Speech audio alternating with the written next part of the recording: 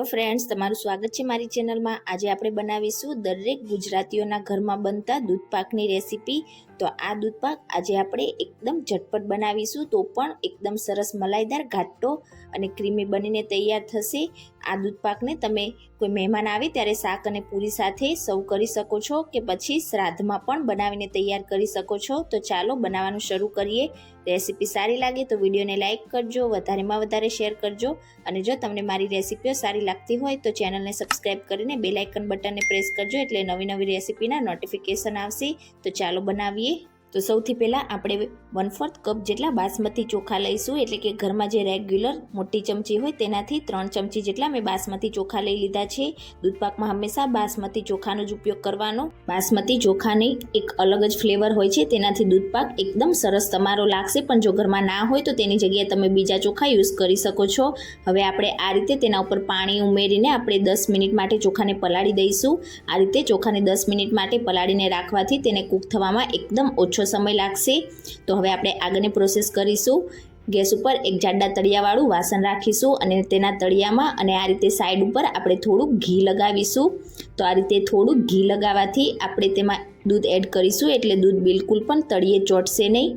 તો આ રીતે કિનારી ઉપર પણ તમારે થોડુંક ઘી લગાવી દેવાનું અને હવે તેમાં 1 લીટર ફૂલ ફેટવાળું દૂધ ઉમેરીશું। તો દૂધપાક બનાવવામાં તમારે ફૂલ ફેટવાળા દૂધનો ઉપયોગ કરવાનો, એટલે દૂધને તમારે વધારે ઉકાળવું નહીં પડે અને એકદમ સરસ મલાઈદાર, ઘાટું અને ક્રીમી તમારું દૂધપાક બનીને તૈયાર થશે। હવે આપણે દૂધમાં એક ઉભરો આવે ત્યાં સુધી આપણે તેને ગરમ કરી લઈશું।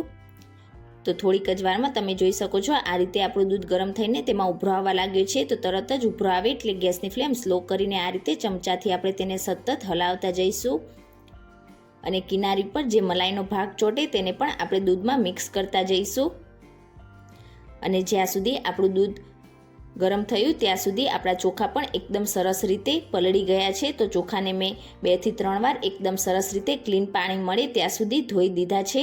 તો હવે બધા જ ચોખામાંથી મેં પાણી નિતારી લીધું છે। તો ચોખાને આપણે દૂધમાં એડ કરીશું, મિક્સ કરી દઈશું સારી રીતે અને આપણા ચોખા 90% જેટલા કૂક થાય ત્યાં સુધી આપણે તેને આ રીતે ચમચાથી હલાવતા જઈશું વચ્ચે વચ્ચે અને દૂધને ઉકાળી લઈશું। તો અહીંયા આપણે ચોખા પલાળીને અંદર એડ કર્યા છે, એટલે એકદમ ઓછા સમયમાં આપણા જે ચોખા છે તે કૂક થઈ જશે। આ રીતે ઉભરો આવે એટલે વચ્ચે વચ્ચે તમારે તેને ચમચાથી હલાવતા જવાનું અને ગેસની ફ્લેમ તમારે મીડિયમ ટુ સ્લો સાઈડ રાખવાની અને લગભગ 5 મિનિટ પછી આપણે ચોખાને ચેક કરીએ તો તમે જોઈ શકો છો 90% જેટલા આપણા જે ચોખા છે તે કૂક થઈ ગયા છે। તો હવે આપણે આ જ સ્ટેજ ઉપર તેમાં ચારોળી ઉમેરીશું। ચોખા તમારા બધા એકદમ કૂક થઈ જાય ત્યાર પછી તમારે ચારોળી નથી ઉમેરવાની। આ રીતે 90% જેટલા ચોખા કૂક થઈ જાય એટલે તેમાં 2 ટેબલસ્પૂન જેટલી ચારોળી ઉમેરી દઈશું। જો તમે પાછળથી ચારોળી ઉમેરશો તો ચારોળીનો સ્વાદ છે તે કાચો રહેશે અને બિલકુલ પણ દૂધપાકમાં સારો ટેસ્ટ નહીં આવે। તો આ જ સ્ટેજ ઉપર તમારે ચારોળી ઉમેરી દેવાની છે, એટલે 10% જેટલા આપણા ચોખા કૂક થશે તેની સાથે ચારોળી પણ એકદમ સરસ રીતે કૂક થઈ જશે।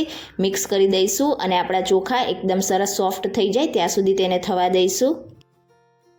આ દૂધપાકને તમે બટાકાના રસાવાળા શાક અને પૂરી સાથે કે પછી સૂકી ભાજી અને પૂરી સાથે પણ સર્વ કરી શકો છો, બહુ ટેસ્ટી એવું બનશે।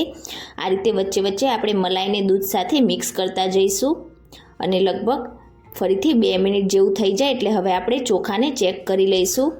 તો થોડીક વાર પછી આપણે આ રીતે ચોખાને હાથમાં લઈને પ્રેસ કરીએ તો તમે જોઈ શકો છો એકદમ સરસ રીતે તે પ્રેસ થઈ જાય છે, મીન્સ કે આપણા ભાત એકદમ સરસ રીતે બનીને તૈયાર થઈ ગયા છે।